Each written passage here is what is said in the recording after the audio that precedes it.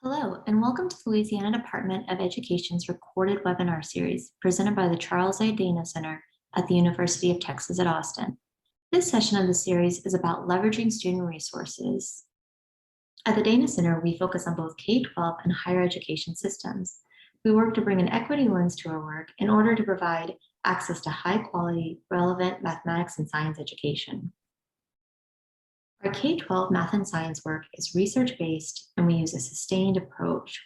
We work across all aspects of the K-12 education system, from classrooms, schools, and districts to states and national organizations. We work to ensure that teachers, administrators, and students have the essential tools they need to foster learning and engagement. Our K-12 to higher education transition work, the Launch Years Initiative, focuses on reimagining math education from the critical junior year of high school into the first year post-secondary.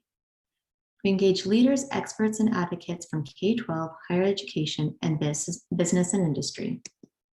Our higher education math work includes the Dana Center Mathematics Pathways, in which we support students in navigating from high school into and through entry-level math courses at 2- and 4-year institutions. Within our K-12 work, we have helped develop and implement resources that are used in many classrooms. In this session, we will reflect on successes and challenges around open science implementation to support more equitable science classrooms, examine student video and learning scenarios to recognize the range of resources students use to make sense of science, and identify pedagogical implications and strategies that can be used to leverage student resources. The introduction to the framework for K-12 science education says that it was written with a limited number of goals in mind, the first of which is educating all students in science. As such, issues of equity are highlighted in the framework and in many supporting documents and resources that have come out since, including the Next Generation Science Standards and National Research Council books on assessment and implementation, as well as others. How do we support equitable sense-making? This potential is particularly important in relation to students of color, students who speak first languages other than English, and students from low-income communities who have had limited access to high-quality, meaningful opportunities to learn science. Before we explore pedagogical strategies related to equitable science, we first want to take a moment to reflect back on our experiences with equity in instruction and materials. We are going to do a quick write in which you consider the equity vision of science instruction, one in which all students are heard and supported with access and opportunities for learning, and reflect on the successes and challenges you've had with supporting all students. Whenever it is suggested that you take a few minutes to read or write something, you will likely want to hit the pause button to give yourself the necessary time.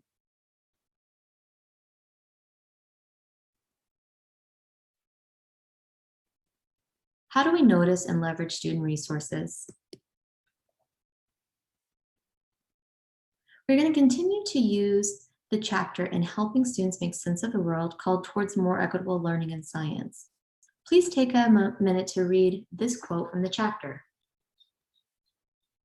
This idea of noticing what students say or do may sound obvious or simple, but it can be challenging. We have our own ideas that we sometimes map onto students' actions and words, which can be similar or different from the student's actual meaning. We want to make sure that we're capturing our students' ideas and not our own ideas when we are talking and creating classroom artifacts, things such as consensus models or ideas for investigations.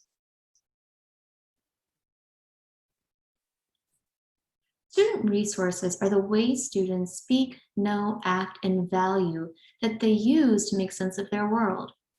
Students develop these resources as they live their daily lives within their families and various communities.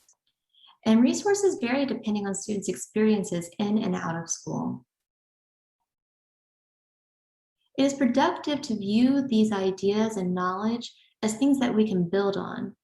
Even when they're incorrect, this is beneficial over considering the misconceptions that need to be corrected. By seeing them as resources, we see them as tools we can use to deepen knowledge.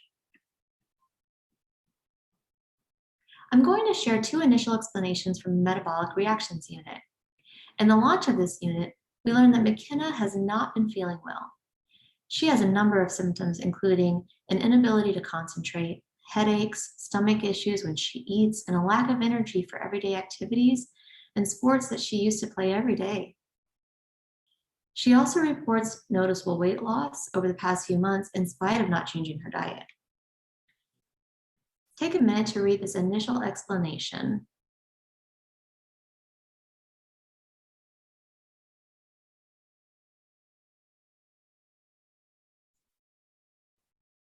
Student resources that are traditionally valued in science include explanations that are expository or definitional in nature, such as the McKenna example here. In this initial student explanation, the student is defining what the digestive system is using academic vocabulary. Potentially, the student has an understanding of the digestive system, or this may just be a definition that's been memorized from a book or a previous science class. In contrast, there are a lot of other student explanatory resources from families and communities that are often not valued in classrooms, such as storytelling and use of metaphor. Take a minute to read this example.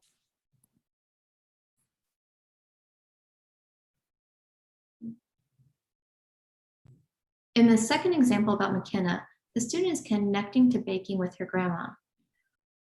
While this could be viewed as off topic, the idea of interactions and that changing one thing, like forgetting baking soda, can impact other elements of a system relates closely to the key science ideas in this unit on metabolic reactions within the human body. If we think of this as a formative assessment opportunity to guide future learning, what did we learn about the resources the student has that we can build off of? Since making resources of students from historically underserved communities have often been misread as signs of disrespect, confusion, digression, lack of knowledge, or disengagement, it's important that we hear and value these other student resources and not just focus on more traditional ones. We are going to focus on student resources as we analyze video and written scenarios from OpenSciEd. We are now going to watch a video from a classroom using the OpenSciEd unit, Thermal Energy, while considering the ideas of noticing and leveraging student resources. Please take a moment to read through the ground rules for watching videos of teaching.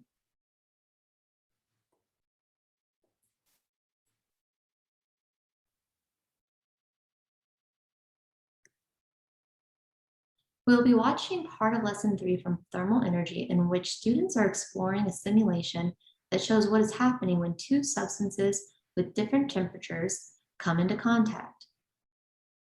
The students had explored the simulation and wanted to know what would happen if you unclicked or took off speed shading and slow motion. The video starts with the teacher telling students to take these off and observe what happens in the simulation.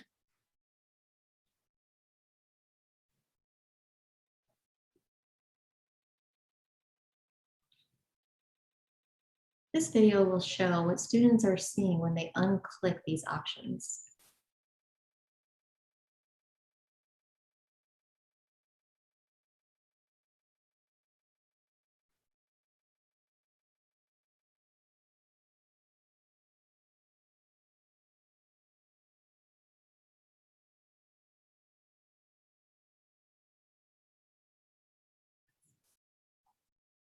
You have a transcript of the video we're about to watch.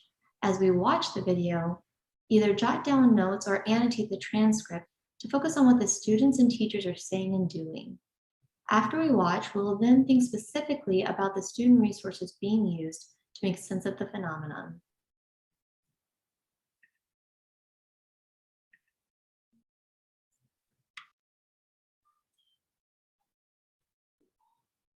Open up their screens and go to reset it, go to speed shading, and we go to that take off speed shading. So your screen looks just like mine. Slow motion or no?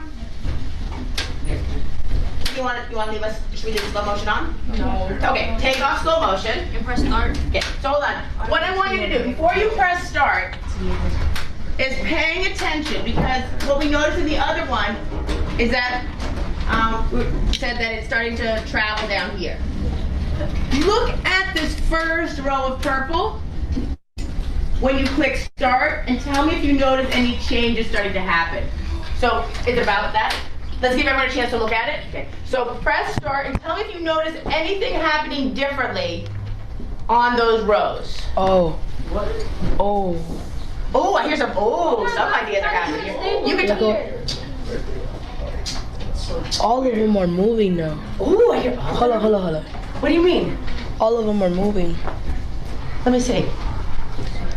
Like it started off like I just seen like a shockwave just going down, and then I just see like by time each section just moving like. At Oh, first, that's what you meant by shockwave, like Yeah. each section starts to Yeah. move? Can you guys reset it so I Yeah. can see that?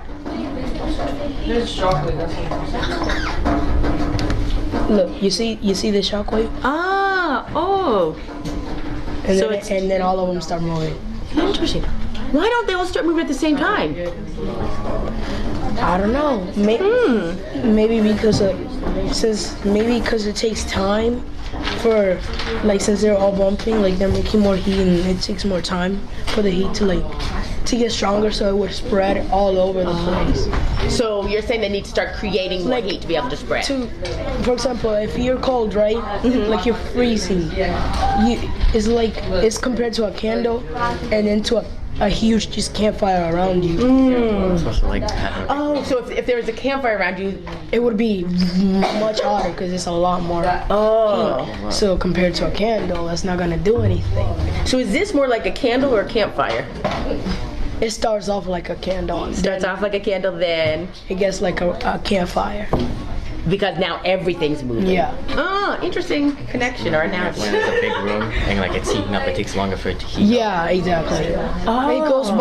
It goes like from a candle to a campfire, like I'm saying. It goes from little to big. Okay, it's a little big. And you're saying if there's a bigger room, it takes longer to heat up. So what if I had just the same amount of green, but the whole bottom half of that screen was purple? Do you think that shockwave would travel as fast all the way down to the bottom? It would take time. It would take a lot longer because there's more purple. There's more cold than heat. More cold than heat, so it would take longer for... Unless Oh, unless like the heat, like it depends on like how much heat there is, like, you know what I'm saying, like I don't. No, it's okay. No, I'm curious. it's like it's hard to explain because When you say less heat, do you mean less molecules that are warm, or the temperature is lower? Wouldn't it be the temperature lower? Yeah. Because the molecules need to heat up first. Yeah. Just to, he's right. So if there's a higher temperature of those molecules, it'll spread faster? Maybe. Maybe. What about if there were more hot molecules at, say, a medium temperature? It would go fast. it would go fast, but still needs time. Yeah, it will take its time. Okay. I like thinking about that, like the candle versus the campfire, or how a bigger room takes longer to heat up. Yes.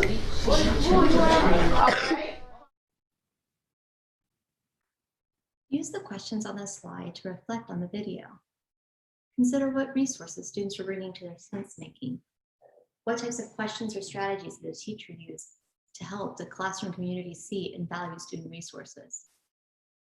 How are these resources and strategies important for supporting equitable science instruction? And how did or could this interaction serve as a formative assessment?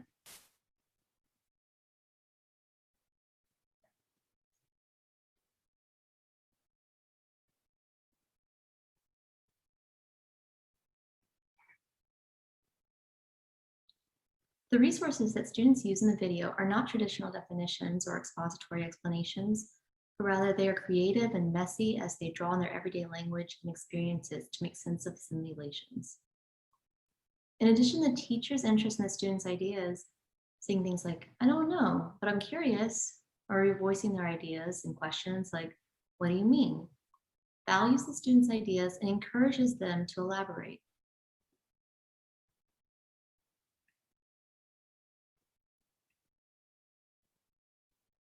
There are different types of student resources, including non-academic language. For example, when students use metaphors to make sense of their science experience, or when they use everyday language like shockwaves to describe their observations and everyday reasoning from their own experiences with candles and fires in big rooms. The pedagogical implications of this are that we ought to value this language that students bring into the classroom to explain phenomena. We should encourage students to say more about their ideas and express interest, and support students' creative, messy, and ambiguous process as they work on their current science ideas. How do we notice and leverage student resources in written scenarios? We are now going to look at some open-science written scenarios with the same focus on noticing and leveraging student resources. You should have a handout called Written Scenarios.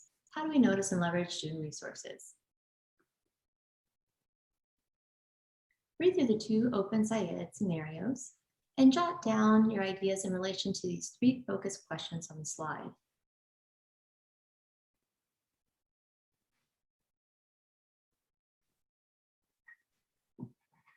You likely noticed that seeing a conversation in written format helped us notice the gesturing that was happening that we might not always explicitly notice and identify as a student resource. And you probably also noticed that when students were asked to draw and write what they thought was happening with the light and temperature on dark and light surfaces, 3 students included different amounts of writing and drawing to share their current thinking. For example, one student had a very minimal drawing, but lots of writing, whereas another student only had a minimal amount of writing and lots of detail in their drawing. Regardless, all students were able to express their understandings. You have another handout called Student Resources for Sense Making. This has the key points in the next few slides around student resources and pedagogical implications for different forms of resources. As previously mentioned, one form of student resources is non-academic language. As educators, we ought to presume that these ideas make sense to students and work with the student to clarify their idea. Position the students as thinkers and holders of ideas worth discussing, and valuing the everyday language students bring to classrooms, not seeing them as wrong, but helping students access the learning using these ideas and language. Another of the resources we saw was gesturing. Students use gesturing to make their thinking transparent to others when we do not have an agreed upon set of words to communicate, and when words have multiple meanings. Gesturing also helps visualize interactions and mechanisms, including unobservable ones.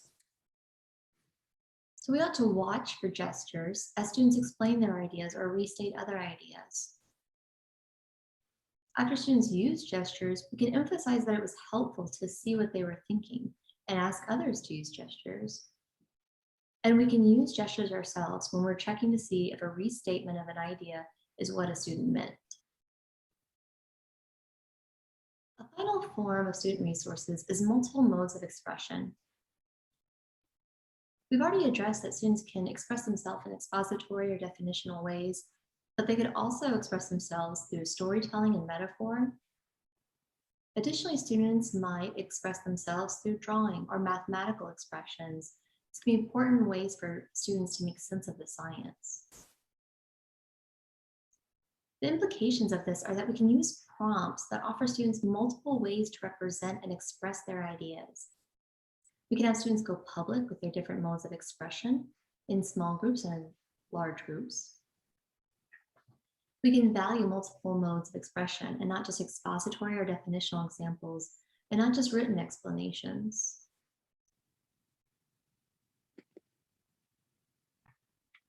Thank you for joining this webinar to learn more about student resources. Take some time to reflect, thinking about what caught your attention, what was surprising or unclear, what are the implications, and what are your next steps?